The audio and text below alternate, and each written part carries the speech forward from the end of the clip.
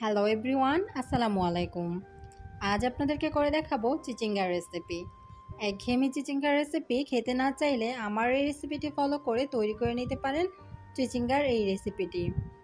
এখানে আমি চিচিঙ্গা রান্না করার জন্য 500 গ্রাম পরিমাণ চিচিঙ্গা নিয়েছি এখানে টমেটো, দুটো পেঁয়াজ আমি কেটে কুচি করে নিয়েছি, আর এখানে নিয়েছি চিংড়ি মাছ, কয়েকটি কাঁচামরিচ এখানে নিয়েছি। তো চিচিঙ্গাগুলোতে আমি হলুদ মাখিয়ে নিব, এজন্য এখানে হলুদ দিয়ে দিচ্ছি। আর এভাবে করে আমি চিচিঙ্গার গায়ে হলুদগুলো মেখে নেব।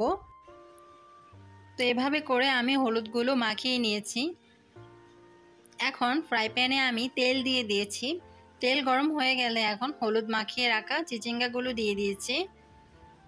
চিচিঙ্গাগুলো এখন আমি তেলের মধ্যে নেড়ে চেড়ে ভেজে নিব। চিচিঙ্গার এই রেসিপিটি আপনারা রুটি অথবা ভাতের সাথে কিন্তু খেতে পারেন, খেতে কিন্তু দারুণ লাগে। এখানে আমি লবণ দিয়ে দিয়েছি, লবণ দিয়ে আবারও আমি এটাকে নেড়ে চেড়ে দিচ্ছি। এভাবে করে ভেজে নেওয়া হয়ে গেলে এখন আমি এগুলোকে তুলে নিব। এগুলো কিন্তু আমি হালকা ভেজে নিয়েছি, অনেক ভাজা যাবে না। এখন আমি আবারও তেল দিয়ে দিয়েছি, এখন এর মধ্যে দিয়ে দিচ্ছি পেঁয়াজ কুচি। পেঁয়াজ কুচিটাকে এখন তেলে ফ্রাই করে নিব। পেঁয়াজ হালকা ভাজা হয়ে গেলে এখন আমি এর মধ্যে দিয়ে দিচ্ছি পানি, যাতে করে মশলাগুলো পুড়ে না যায়, সেজন্য আমি আগে পানিটা দিয়ে দিলাম। তারপরে আমি সব মশলা এটার মধ্যে দিব। এখন এর মধ্যে দিয়ে দিচ্ছি হলুদের গুঁড়ো, মরিচের গুঁড়ো দিয়ে দিচ্ছি, ঝালটা যে যেমন খাবেন সে অনুযায়ী দিয়ে দিবেন। লবণ দিয়েছি, দিয়ে দিচ্ছি আদা ও রসুনের পেস্ট। এখন সবগুলো মশলা এখন ভালো করে নেড়ে চেড়ে কষিয়ে নেব। এ পর্যায়ে আমি দিয়ে দিচ্ছি চিংড়ি মাছ। চিংড়ি মাছগুলো দিয়ে মশলার সাথে ভালো করে কষিয়ে নেব। কাঁচামরিচ দিয়ে দিয়েছি।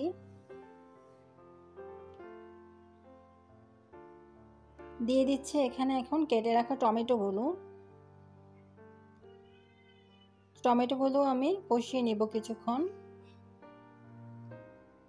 এখন আমি এর মধ্যে ভেজে রাখা চিচিঙ্গাগুলো দিয়ে দিব। চিচিঙ্গা দেওয়া হয়ে গেলে এখন এগুলোকে মশলার সাথে খুব ভালো করে কষিয়ে নিতে হবে।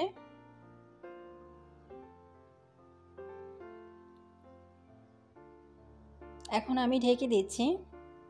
ঢেকে 10 মিনিট রান্না করব, মাঝে অবশ্যই নেড়ে দিতে হবে। তো কিছুক্ষণ পর ঢাকনাটা তুলে নিয়ে আবারও আমি নেড়ে দিচ্ছি।